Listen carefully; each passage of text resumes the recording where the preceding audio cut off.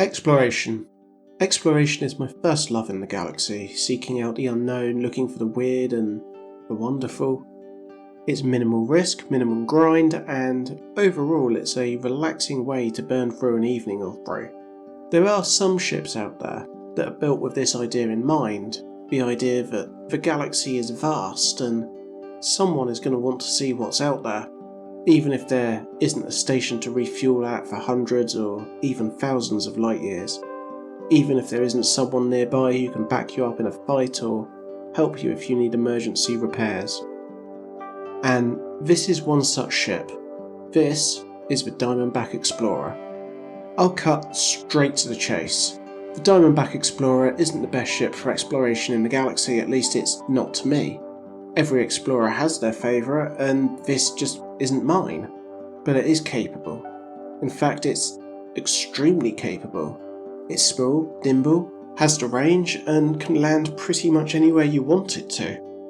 With a careful selection of parts and some engineering, a range of 70 light years is doable, and it's actually fairly easy too. That's including a shield, maintenance unit, and an SRV hangar.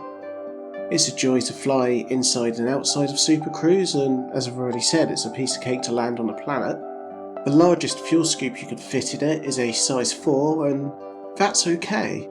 Unlike the Diamondback Scout, its cheaper sister ship, which can only fit a size 3. Generally exploring with either is fine, but the size 4 is the smallest scoop that doesn't feel like a chore to fill on every voyage.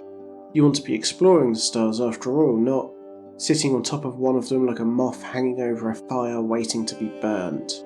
The standard fuel tank is also 32 tons, so more than enough to get a few jumps out of it before you need to either top up the tank or give the fuel rats a shout. On top of that, for looking at the view from outside, I don't think the DBX looks half bad. Like for DBS, it's a bit of a Marmite ship to look at, either you love it or you hate it, and I'm in the former category. I've said in the past that I liked the DBS for its swept-back wings and its engine configuration, and this ship is no different. It's also a little bit larger than the DBS, which gives it a little bit more presence despite filling a small landing pad still. It's still cramped inside, and I honestly don't mind that. If I were an estate agent, I'd say it was cosy, so there we go, cosy. That's the word that we use to describe the cockpit on the Diamondback Explorer. Like the DBS, it's also pretty decent for exobiology thanks to its small frame and half-decent visibility.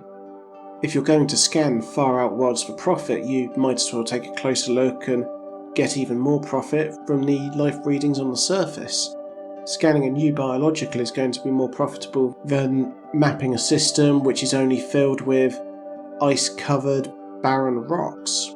As for everything else, as far as combat goes, it does have a few changes when compared to the DBS. For example, gone are the 2 small hardpoints. Instead, they've been replaced with a single large hardpoint, which in theory is good, but in reality I'm not sure how much I get on with it. Don't get me wrong, a large hardpoint can pack a punch, but I like having more guns for the versatility it brings, and when flying the DBX in combat, part of me yearns for the agility of the DBS. If I'm going to fly a small ship in combat, I want the ability to outfox a dim-witted opponent by sitting on their tail and letting loose. I'm not saying you can't do that in the Explorer, but it's far easier in the Diamondback Scout. That being said though, the DBX does have improved armour and shield potential over the Scout, but it's more fun if the enemy can't drop a meaningful barrage in the first place. Arguably, avoiding the crosshairs takes more skill than simply shrugging them off with armour and shields, and that's why I like small ships so much. The change in hardpoint configuration also hurts mining too. Yes, you have more capacity than the Scout, but at the same time you're going to lose something in versatility. It feels like I have to choose more in terms of what I'm going to use, since you can only take a maximum of 3 out of 4 mining tools. Hell, if I see a space rock looted with precious minerals, I'm going to want to extract those minerals using whatever means necessary, rather than just flying by it and shrugging off the profits.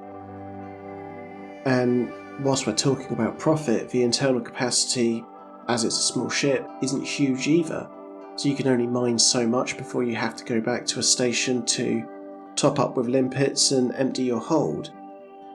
Speaking of filling and emptying your hold, when it comes to trading, the long jump range of the DBX does come in quite handy for rare goods trading, but if you're going for your standard run-of-the-mill commodities, there are much better options out there for trading.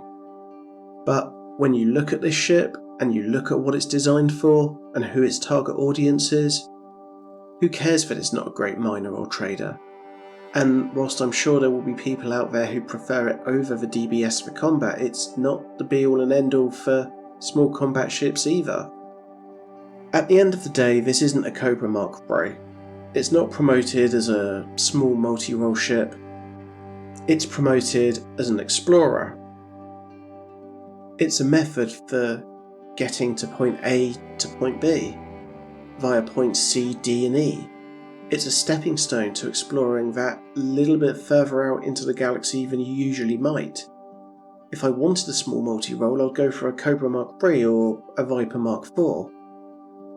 I mentioned at the start that this isn't my favourite exploration ship, but there's not a lot wrong with the DBX, especially when you consider the price to buy and outfit one.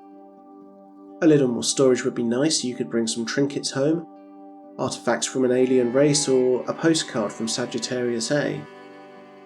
It doesn't have the space for the largest fuel scoops, but at the same time the one you can fit is perfectly adequate. If you don't like the looks, that's fine too. But the DBX will get you places where the backgrounds can let you ignore the looks, if only for a second. Then again, as I've mentioned, I like the looks of this ship. It's a ship that you can potentially spend a lot of time in, getting to know its personality, and from what I can tell, it's a good personality to get to know. For me, the biggest drawback as an exploration ship is simple. This isn't my Crate Phantom, a ship that got me access to Jameson Memorial and has visited more places than any other ship in the hangar. Because here's the thing with exploration. Your ship becomes your closest crewmate. The longer you spend in a ship exploring, the more you can learn to love it. The more you can understand all of its little quirks. You're not just exploring the galaxy, you're exploring your ship. And I think it's fair to say that the DBX is worthy of exploration. And I think I'll end it there. Thanks for watching. If you made it this far, I'll catch you on the next review, which might be something made by Zorgan Peterson, since my credits are low and probably need topping up. Much love and 07. Thank you.